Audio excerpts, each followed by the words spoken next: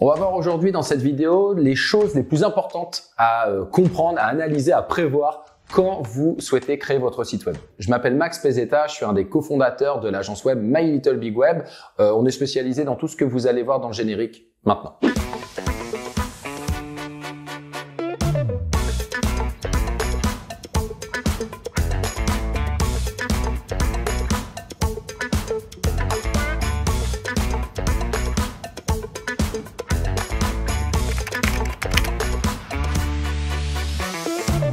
Aussi, une chose très importante, donc je préfère en parler maintenant avant d'oublier, on s'abonne à la chaîne parce que vous êtes de plus en plus nombreux à nous suivre et merci pour ça. Merci pour les commentaires, on essaie de répondre à tout le monde. Merci pour ceux qui s'abonnent. Ceux qui ne le font pas, faites-le s'il vous plaît. Voilà, j'ai pas d'argument, juste faites-le. Je reçois à peu près entre 5 et 10 demandes par semaine de conception web puisque à la base, on est surtout une agence de marketing web et pour faire du marketing web, il faut un site web. Donc la plupart du temps, ce sont des gens qui veulent créer un site web parce qu'ils lancent leur business ou qui veulent refaire leur site web. Finalement, j'ai toute une trame de questions parce que je me rends compte que les gens ne sont pas préparés. Et ils le voient assez rapidement. D'ailleurs, quand je leur pose mes questions, même d'ailleurs cette vidéo, je pense que je l'enverrai à des prospects, à des clients parce que je vais vraiment aborder justement toutes les questions que je pose ou toutes les questions qu'on me pose. Et vous allez voir que si vous regardez cette vidéo, déjà c'est bien parce que c'est une initiative de votre part de regarder une vidéo relative à votre projet et mon but c'est de vous faire gagner énormément de temps.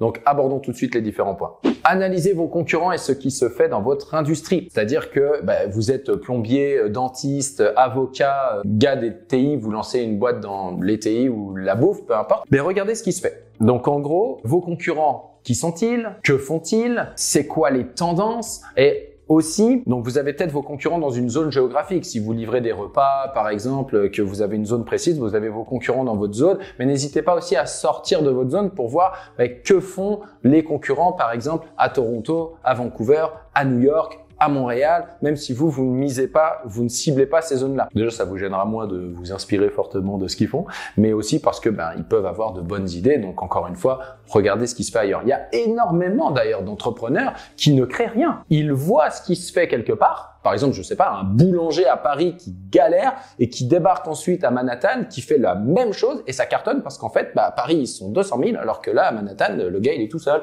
ou ils sont 10 et il n'y a pas assez pour livrer toute cette demande. Donc, ne cherchez pas nécessairement à réinventer la roue. Regardez ce qui se fait. Identifiez les forces et les faiblesses. Quand on fait une analyse de la concurrence, c'est très important d'être objectif.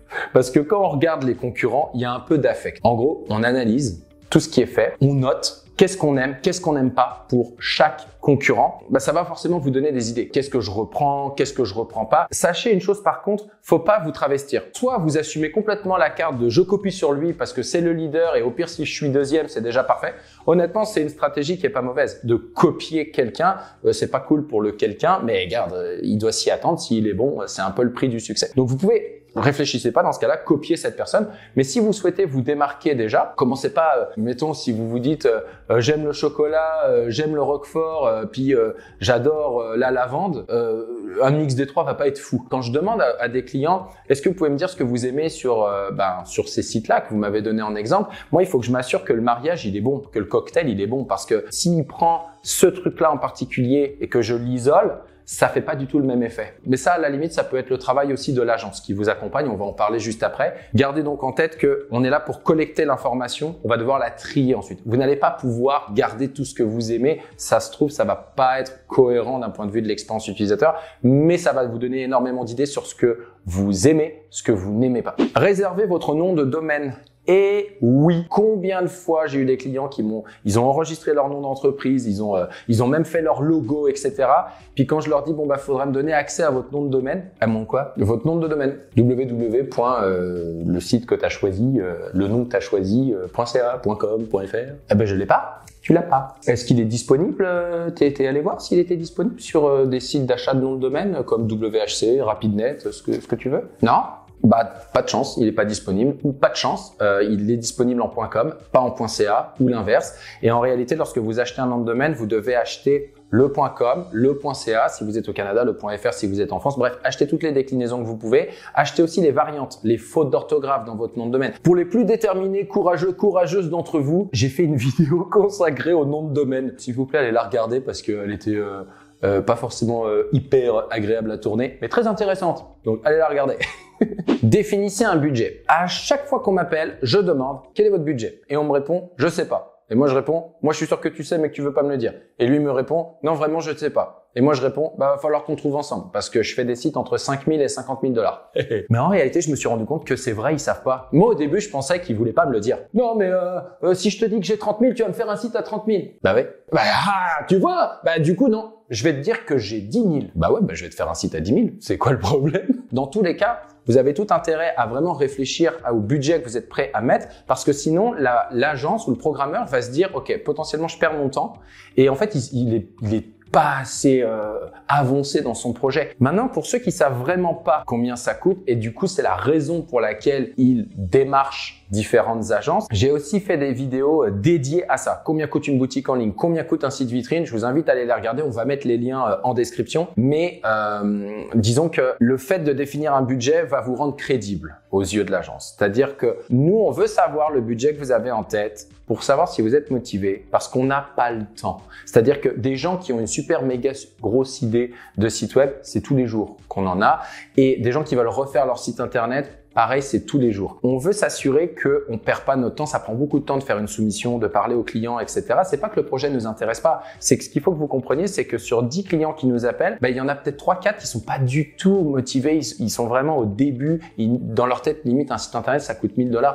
On n'a pas de temps à perdre. On préfère garder notre énergie sur des clients qui sont motivés, qui sont en phase des réalités. Quand vous définissez un budget, vous définissez, mettons, OK, moi, je voudrais idéalement être autour de 10 000 $. Est-ce que le 10 000 $, c'est vraiment le budget maximum, entre guillemets, plus ou moins 10%? Parce que si c'est le cas, dans ce cas-là, visez un budget à 8 000. Pourquoi? C'est comme en construction. Quand on commence le projet, on va se mettre à penser à des choses. Ah, en fait, j'ai vu que ça pourrait être sympa d'avoir un chat, une session sécurisée, une infolettre. J'ai un concurrent qui m'a parlé de ci ou un ami qui m'a parlé de ça. Combien ça coûte? Puis là, l'agence ou le programmeur va vous dire, ça coûte 500 $, ça coûte 1 000 $, 1 500 $.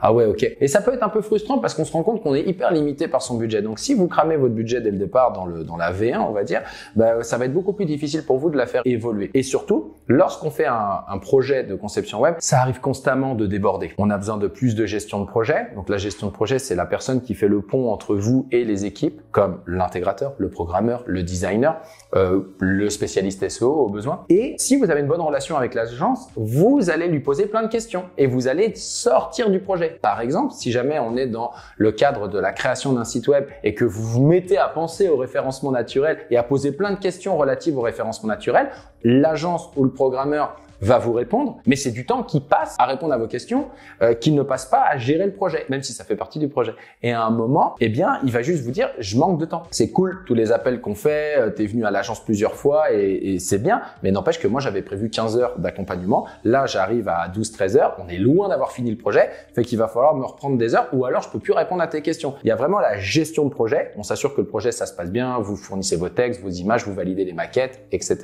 Et il y a tout ce qui est accompagnement, comment ça fonctionne, la création de votre site web, peut-être même la formation, vous répondre à toutes vos questions. Tout ça, ça prend du temps et il n'est pas rare du tout que lors d'un projet de conception web, on ait besoin de plus de gestion de projet. Toute cette longue explication, avec un exemple, pour vous expliquer d'avoir toujours un petit buffer. Rapidement, je vais quand même vous dire qu'est-ce qui impacte le budget. Bon, la première chose, évidemment, avec qui vous faites affaire. Si vous faites affaire avec un indépendant, donc la personne, elle est seule, ou même si elle dit qu'elle travaille avec d'autres indépendants, ce sont des indépendants. Donc, en réalité, c'est censé coûter moins cher. C'est pas toujours le cas, mais c'est censé coûter moins cher. Très, très important, quelle valeur vous attribuez à votre temps? C'est quoi votre tarif horaire? Si vous passez par différents pigistes, vous allez devoir jouer le gestionnaire de projet, sachant que vous allez gérer des gens qui ont des compétences que vous ne maîtrisez pas. Vous allez devoir gérer un programmeur sans être programmeur. Vous allez devoir gérer un designer sans être designer. C'est compliqué de gérer des gens qui ont des compétences que vous ne maîtrisez pas parce que votre travail va être de vous assurer qu'ils font bien leur travail, mais vous n'avez pas les compétences pour évaluer leur travail en réalité en dehors de ce que vous pouvez voir. Mais ce que vous voyez, c'est que la pointe de l'iceberg. Donc, n'oubliez pas que la gestion de projet, c'est un métier. Ne vous improvisez pas gestionnaire de projet, tout comme vous n'allez pas vous improviser entrepreneur général avec la coordination de tous les corps de métier si vous vous mettez à faire des rénovations. Votre temps, il est précieux. Le temps que vous passez à gérer votre projet, vous le passez pas à faire autre chose. Et n'oubliez pas que même à temps égal, c'est pas les mêmes compétences. Vous n'êtes pas gestionnaire de projet. Deuxièmement, une agence qui est petite ou un indépendant qui fait des tarifs agressifs, des tarifs très bas, essayez vraiment de comprendre comment il fait. C'est pas tabou. Il faut comprendre. Comment se fait-il que lui, il me sort un prix à 3000 quand les autres me sortent des prix à 10 000? Peut-être qu'il va vous dire, ah, mais c'est parce que moi, j'ai pas de bureau, c'est parce que moi, je fais pas de marketing, c'est parce que, bref, tout un tas de coûts. Oui, mais attends. Ok. Je comprends. Mais ça peut pas être que ça. C'est-à-dire que ces entreprises, si elles ont un bureau, il y a peut-être une raison aussi. Elle fait du marketing parce qu'elle est en train de grossir. Bon, ça veut dire qu'elle a du staff à payer. Et si elle a du staff, ça veut dire aussi que c'est une entreprise qui est solide. Le gars qui est tout seul, et donc c'est pour ça qu'il est pas cher, mais on fait quoi s'il tombe malade? On fait quoi s'il a plus envie de travailler avec vous? On fait quoi s'il n'y a pas un bon fit? Moi, demain, vous travaillez avec My Little Big Web, vous n'avez pas un bon fit avec le programmeur ou avec le spécialiste SEO ou peu importe. Mais je change, je vous en mets un autre. C'est pas compliqué. Donc, autre chose qui influence le budget, est-ce qu'on parle d'un site vitrine, une boutique en ligne, combien il y a de pages, est-ce qu'il faut faire des maquettes pour chaque page et combien de maquettes il faut faire? Une maquette, c'est une structure de page. Si vous prenez votre page d'accueil, elle n'a pas la même structure que la page contact, que la page à propos ou que la page équipe. À chaque fois que c'est une structure différente, on parle d'une maquette à réaliser. Et donc évidemment, ça prend du temps en design et ça prend ensuite du temps en intégration. Est-ce que vous allez avoir besoin d'aide dans la rédaction de vos textes ou la traduction de vos textes? Parce que c'est tout bête, mais ça prend énormément de temps. Rédiger une page, ça prend du temps, surtout quand on n'est pas expert dans le domaine. Et même vous qui êtes expert dans le domaine, si ça se trouve, vous n'allez pas savoir écrire. Attention aussi avec, je fournis mes textes, mais j'aurais peut-être besoin que vous les amélioriez. Ok, vous allez être chargé le prix d'une rédaction. Parce que 9 fois sur 10, quand un client dit ça, c'est pas de l'amélioration, c'est de la réécriture et finalement, ce qu'il donne, c'est plus un brief pour qu'on puisse rédiger. Donc là aussi, ça coûte cher. Honnêtement, ça peut coûter entre 250 et 600, 700 $ la page. Oui, c'est cher. S'il y en a qui se posent la question, qui se disent wow. Ouais, c'est cher. Et non, on peut pas balancer ça dans ChatGPT pour avoir une jolie page parce que ça se voit que ça a été fait par un robot. Je parlais tantôt de buffer sur tous les trucs qui sont pas inclus. C'est tout bête, mais par exemple, avez-vous un logo? Avez-vous des adresses courriel? Avez-vous déjà votre hébergement pour votre site web? Parce que toutes ces petites choses-là, vous pouvez penser que c'est inclus, mais c'est pas forcément inclus. Je veux dire, quand on crée un site web, moi j'ai des clients qui arrivent, ils ont déjà un logo, d'autres non. J'en ai qui ont déjà rédigé leur texte, d'autres non. J'en ai qui ont déjà leur plan d'hébergement, d'autres non. Et certains vont considérer que c'est normal. Moi je pensais que vous alliez me fournir un logo. Non. Déjà t'es pas obligé d'avoir un logo pour avoir un site web. Puis non, en réalité c'est pas inclus. Ok, mais ça coûte combien un logo? Ça coûte 1500 $. Ah ok, non, là non, c'est pas possible. Je comprends. Mais encore une fois, c'est pas écrit dans la soumission. Définissez un cahier des charges. Le cahier des charges, c'est le gros mot du monde de la conception web. Lorsque j'ai une personne qui m'appelle et que j'ai un peu envie de m'en débarrasser parce que je sens qu'il est à l'arrache totale et que je vais perdre mon temps, je lui dis super, ça m'intéresse, envoyez-moi votre cahier des charges. J'ai plus jamais de nouvelles. Et c'est dommage. Parce qu'en réalité, s'il prend le temps de rédiger un cahier des charges, encore une fois, un cahier des charges, c'est juste, vous prenez un document Word et vous rédigez votre projet. Donc, c'est-à-dire, vous pouvez même trouver des exemples de cahier des charges en ligne. Quel est votre projet? Quelle est votre cible? Vos clients? Comment vous faites de l'argent? L'objectif du site web, c'est quoi? Les différentes fonctionnalités que vous souhaitez sur votre site. Encore une fois, français-anglais, infolettre, chat, session sécurisée, paiement en ligne, calendrier d'événements, système de réservation. Bref, notez tout. Si vous avez des exemples de sites que vous aimez, mettez les exemples de sites que vous aimez et qu'est-ce que vous aimez sur ces sites-là? L'entreprise, de façon globale. Est-ce qu'elle a par exemple un bureau physique? Est-ce que vous avez un magasin physique? Vous êtes créé depuis quand? Il y a combien de personnes dans votre équipe? Bref, en gros, on se présente, quoi. On se dit qui on est et pourquoi aujourd'hui on veut créer un site web. C'est ça un cahier des charges. Il n'y a pas besoin de créer 50 pages. D'ailleurs, je vous le dis, rares sont les gens qui vont lire vos 50 pages. Moins vous avez de pages, plus vous avez de chances qu'elles soient lues. Donc, pas de blabla. Ça sert à rien de nous faire 4 pages sur le à propos parce que en fait l'agence en reçoit beaucoup des cahiers des charges et elle va passer au travers, elle va aller regarder les choses les plus importantes qui sont les fonctionnalités du site, les exemples de sites que vous aimez, votre budget si jamais vous avez une idée de budget entre 10 et 20 000 par exemple, les délais pour quand vous voulez votre site, je le veux pour dans un mois. Mettez entre parenthèses flexible. Là, vous aurez plus de réponses. Dites-vous une chose, si vous contactez des indépendants ou des agences et que vous n'avez pas de réponse, c'est pas que les gens sont pas motivés, c'est que vous n'avez pas bien vendu votre projet. C'est-à-dire que les bonnes agences, les bons indépendants, ils courent pas après les clients. C'est comme ça. Et donc, il faut un peu vendre votre projet et montrer que vous êtes sérieux parce qu'ils reçoivent beaucoup de demandes pas sérieuses. Au départ, nous, on ne le sait pas si vous êtes sérieux et motivé. Donc, montrez vraiment votre sérieux, votre motivation pour que la personne elle ait envie de travailler avec vous. C'est vraiment dans les deux sens. Hein. On se choisit mutuellement. C'est pas juste « Ah, mais j'ai de l'argent, donc forcément, il va me vouloir comme client ». Non. C'est plus comme ça.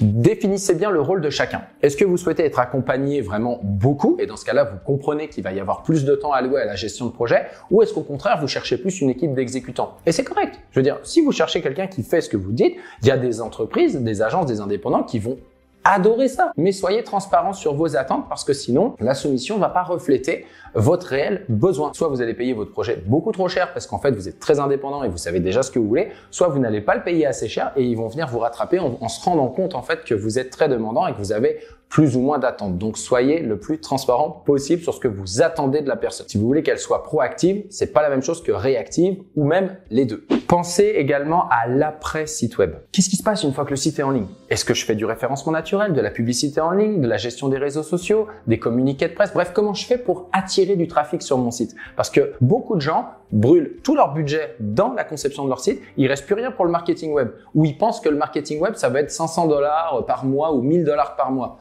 Hey, vous êtes mieux de faire un site beaucoup plus petit et de vous payer des mois de marketing pour que la machine embarque parce que ce qui fait votre cash, c'est le trafic et donc c'est le marketing web, pas le site web, encore une fois. Et c'est une agence de conception de site web qui vous le dit. On fait aussi du marketing web. Si vous avez un budget de 20 000 $, essayez de ne pas mettre plus que 5-6 000 dans votre site et mettez le reste dans votre marketing web. C'est vraiment le meilleur conseil que je peux vous donner dans cette vidéo. Ne pensez pas juste à votre site web. Pensez à l'après. Quand vous pensez à votre budget, décomposez-le entre le site, le marketing web. Réfléchir à votre positionnement. On parle là de référencement naturel. Donc, pour ceux qui savent pas ce que c'est que le référencement naturel, c'est des mots-clés que vous inscrivez sur Google, par exemple, comptable, Montréal, restaurant, Paris, et qui font en fait que vous apparaissez sur la première page ou la deuxième page ou la troisième page de Google. Je résume énormément le SEO, c'est pas juste ça, mais j'explique en gros l'intérêt du SEO. Lorsque vous avez un site internet, vous voulez vous positionner sur Google pour attirer du trafic sur votre site. Eh bien, il faut penser à votre référencement naturel en amont, au moment où vous constituez votre site internet. Alors, il y a toute une playlist de vidéos sur le référencement naturel, donc je vous laisse aller regarder toutes les différentes notions, mais ce que je veux dire, c'est qu'effectivement, lorsque vous concevez votre site, il faut y penser. C'est-à-dire que vous devez réfléchir à la structure de votre site, les pages notamment. Est-ce que vous souhaitez faire ranker toutes vos pages? Bon, la réponse évidemment c'est non. On ne veut pas forcément faire ranker la page contact, les politiques de confidentialité ou la page générale du blog par exemple. Mais il y a des pages qu'on veut faire ranker, comme la page d'accueil, peut-être la page à propos, et en tout cas c'est clair, les pages services dans le cas de site vitrine. Au moment de la conception du site, il est important de se poser des questions relatives au référencement naturel. Par contre, très important. J'entends parfois des clients me dire « j'ai besoin de refaire mon site et je veux aussi que il y ait l'optimisation SEO qui soit faite. » Ok, mais l'optimisation SEO, c'est effectivement optimiser votre site au complet, son contenu et également le code, pour bien vous faire ranker sur Google, vous faire ranker en première page sur les mots-clés que vous visez. Il faut savoir une chose, c'est que on peut faire une partie du référencement naturel en amont, en réfléchissant évidemment aux balises titres, métadescription, la structure des pages, est-ce qu'il y a assez de contenu. On peut même penser au maillage interne, donc les liens entre les différentes pages. Mais la grosse majorité du référencement naturel se fait après, une fois le site mis en ligne. Oui, il y a des règles à respecter en termes de SEO, mais encore une fois, le SEO, c'est de l'optimisation pour les engins de recherche et la plupart du temps, Google. Donc, quand on cherche à optimiser son site pour Google, en réalité, on spécule. On met en place un ensemble de pratiques en amont en faisant l'hypothèse que ça va plaire à Google. Sauf que Google se met à jour peut-être 3000 fois par an. Ouais, c'est énorme. Entre le moment où on travaille son texte ou le moment même où on est dans le projet de création du site, refonte, et le moment où le site passe en ligne, il y a eu peut-être 2000 mises à jour avec finalement des pondérations des différents critères SEO qui ont évolué. La chose, c'est que si on optimise déjà tout sur le site en amont, donc on spécule à fond, bon déjà c'est évident qu'on augmente le temps de production du site, mais aussi qu'est-ce qui se passe si jamais on rank pas? C'est-à-dire que on a fait tout ce qu'on pensait être bon pour le SEO et il rank pas. Il y a des pages qui rankent pas.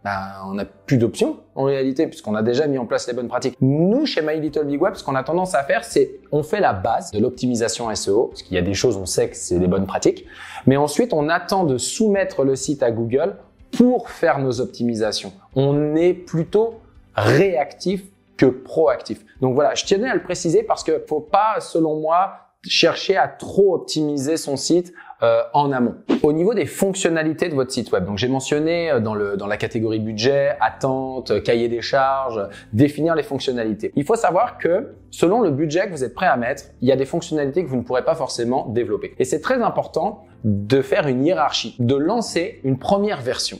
C'est-à-dire que lorsque je reçois des cahiers des charges avec voilà, je voudrais ça, ok. Eh bien, même ceux qui ont le budget, j'essaye toujours de voir si le client est ouvert à ce qu'on segmente le projet. Qu'on commence par la première partie, la grosse partie qui va coûter par exemple 20-25 000 et qu'ensuite les autres grosses fonctionnalités, on se donne le temps de les développer. Mais on commence d'abord par lancer la version 1 du site et on rajoute au fur et à mesure. Pourquoi je fais ça? Pour plusieurs raisons. La première, ça permet d'avoir le site en ligne plus vite, même si c'est pas l'ensemble des fonctionnalités qu'on voulait. Deuxièmement, ça permet d'étaler les paiements. Aussi pour le client, il a un moins gros morceau à payer. Et troisièmement, parce que la plupart du temps, les fonctionnalités en question, il les veut plus ou il ne les veut plus comme ça. Et ça lui fait gagner évidemment beaucoup d'argent et de temps. Donc, je recommande encore une fois de ne pas chercher à avoir tout de suite, mais d'y aller par étapes, quitte à enchaîner les étapes. Moi, j'ai des clients qui me disent, voilà, je sais pas si je prends mon site français-anglais ou que français, la session sécurisée, je pense que oui, ce sera important, mais je sais pas trop. Je leur dis, vous savez quoi, je vais vous les soumissionner. Et ce que je vous propose, c'est qu'on va déclencher les facturations au fur et à mesure qu'on développe les choses. Peut-être qu'il y aura des fonctionnalités que finalement, vous ne voudrez pas. Donc, c'est vraiment mon conseil. Allez-y par étapes. Et si votre budget ne permet pas de mettre en place toutes les fonctionnalités, eh bien, faites des choix parce que, dites-vous une chose, si on veut tout rentrer dans un budget restreint, la plupart du temps, vous allez avoir un site assez bancal parce que le programmeur, l'agence, va faire des compromis. Je fais une petite parenthèse sur un point qui est important, qui est la date de lancement. J'ai souvent des clients qui nous contactent et qui me disent, voilà, donc mettons on est en avril, et qui me disent, j'aimerais que mon site soit mis en ligne en juin. Non. C'est pas possible. 2 mois pour faire ton site, c'est plutôt risqué. Puis si l'agence te dit oui, c'est bon, pas de problème, soit vous avez beaucoup de chance parce que là il y a un creux, il y a un créneau à prendre, soit elle a besoin de clients et si elle a besoin de clients, c'est pas forcément une mauvaise chose, c'est pas forcément une mauvaise agence, mais c'est bizarre parce qu'en général, un site internet prend en général entre 2, 3, 4 mois pour être fait. Ça paraît long, mais en réalité, à force de faire les allers-retours et de modifier des choses, de rajouter des choses, sans évidemment étirer les délais, c'est ça qui fait que voilà, ça a pris du temps. Donc, soyez flexible dans vos dates de lancement et essayez idéalement, quand vous voulez créer un site internet, de vous y prendre 3, 4, 5 mois à l'avance. Au pire, le site est prêt, on attend le lancement. C'est cool, mais je peux vous assurer que la plupart du temps, c'est plutôt le rush pour sortir le site web et respecter la date de lancement et c'est agréable pour personne. Merci à ceux qui ont regardé la vidéo en entier. Félicitations, t'es un gros morceau. Si vous avez des questions, les commentaires ou sinon vous nous contactez. Salut!